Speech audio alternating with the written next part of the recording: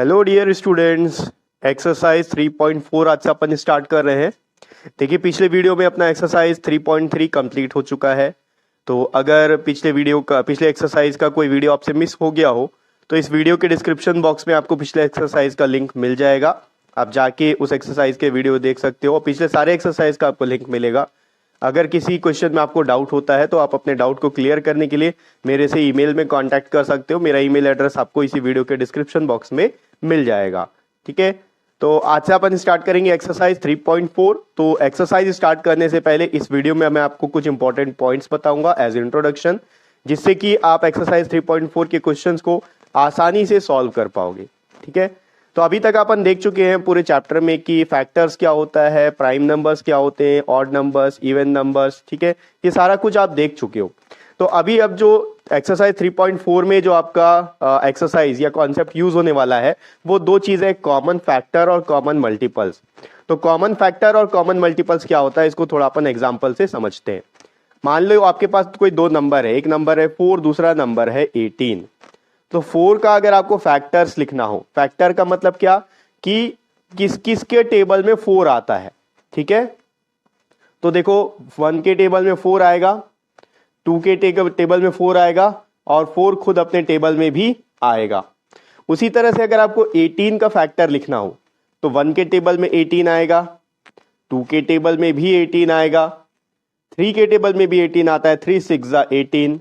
4 के टेबल में 18 नहीं आता है, 5 के टेबल में भी नहीं आएगा, 6 के टेबल में फिर से 18 आएगा, 6 3 18।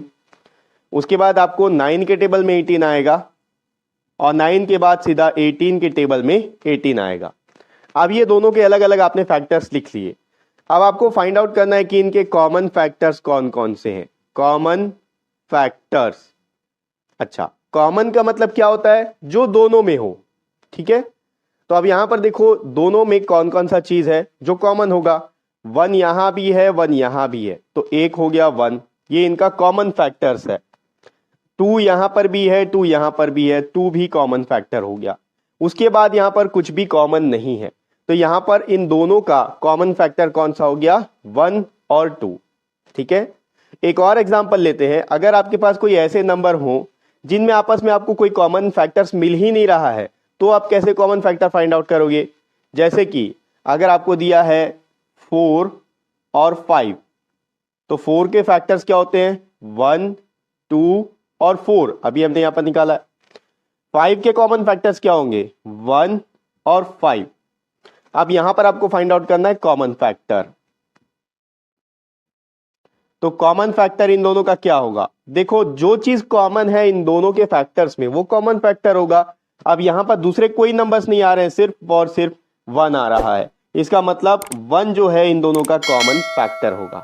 ठीक है, देखो दो अगर आपके पास प्राइम नंबर्स दिए हुए हैं या दो से ज्यादा भी नंबर आपको दिए हुए हैं, मान लो आपको नंबर दिया है 17, 23, 41। आप 17, 43 और 41 ये तीनों के तीनों प्राइम नंबर्स हैं। प्राइम नंबर्स का मतलब क्या कि ये केवल अपने टेबल में आते हैं, किसी और के टेबल में नहीं आते, इनका कोई दूसरा फैक्टर्स नहीं होता, इनके केवल दो फैक्टर्स होते हैं। कौन कौन से, एक तो 1 होगा और एक इटसेल्फ। यहां पर भी 1 होगा और इटसेल्फ, ठीक है 23, और यहां पर भी 1 होगा और इटसेल्फ यानी कि 41। अब इन तीनों में कॉमन क्या चीज है, बाकी कुछ हो ना हो 1 तो कॉमन है। ठीक है, तो प्राइम नंबर्स का जो कॉमन फैक्टर होता है वो 1 होता है। ठीक है, और यहां पर भी अगर आप देखोगे तो ये प्राइम नंबर आप इसको बोल सकते हो, लेकिन ये इवन नंबर है, तो प्राइम नंबर और इवन नंबर हो या फिर दूसरा ऑड नंबर हो, तो वहां से भी आप 1 तो आपको कॉमन हर जगह मिलेगा।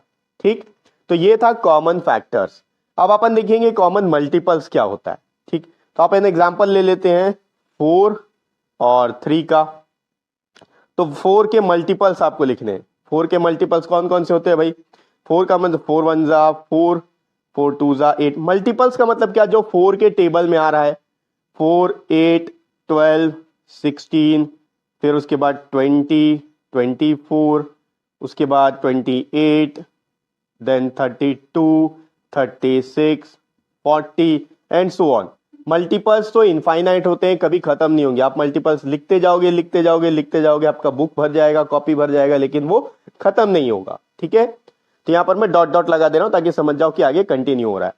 उसके बाद 3 का अगर आप मल्टीपल लिखो तो 3 1 जा 3, 3 2 जा 6, 3 3 जा 9, 3 4 जा 12, 3 5 जा 15, 3 6 जा 18, 3 7 जा 21, 3 8 जा 24, 3 9 जा 27, 3 10 जा 30, फिर उसके बाद अगर 11 टाइम्स में करोगे तो 33, 36, देन 39 एंड सो ऑन, ये बढ़ता जाएगा।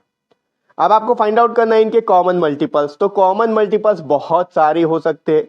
क्वेश्चन में आपको बोलेगा कोई भी 3 कॉमन मल्टीपल निकाल के दिखाओ, तो आपको 3 कॉमन निकालना है। भाई मल्टीपल्स तो ये आ गए है ना, आपको फाइंड आउट करना है कॉमन मल्टीपल्स। इन दोनों के मल्टीपल्स में क्या क्या चीज कॉमन है। तो देखो यहां भी 12 है, यहां भी 12 है, तो 12 कॉमन आ गया एक। आपको कोई भी 3 फाइंड आउट करना है, यहां भी 24 है, यहां भी 24 है, तो दूसरा आ गया 24। अब देखो यहां भी 36 है, यहां भी 36 है, तीसरा आ गया 36। चाहो तो आगे और फाइंड आउट कर सकते हो, उसके बाद आ जाएगा 48। ठीक है, उसके बाद आप और आगे निकाल सकते हो। तो जितना आप आगे इसका मल्टीपल लिखते जाओगे आपको कॉमन मिलते जाएंगे। तो क्वेश्चन में आपको बता देगा कि आपको कितने कॉमन मल्टीपल्स फाइंड आउट करने हैं, उतने आप इसके मल्टीपल्स लिख लो और उतने आप फाइंड आउट कर सकते हो। ठीक है, तो ये चीज आपको ज्यादा अच्छे से तब समझ में आएगा जब अपन एक्सरसाइज के क्वेश्चंस को सॉल्व करने लगेंगे।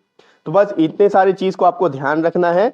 इन सारे पॉइंट्स को ध्यान में रखते हुए नेक्स्ट वीडियो से अपन एक्सरसाइज 3.4 के क्वेश्चंस को लेना स्टार्ट करेंगे और नेक्स्ट वीडियो का लिंक आपको इसी वीडियो के डिस्क्रिप्शन बॉक्स में मिल जाएगा।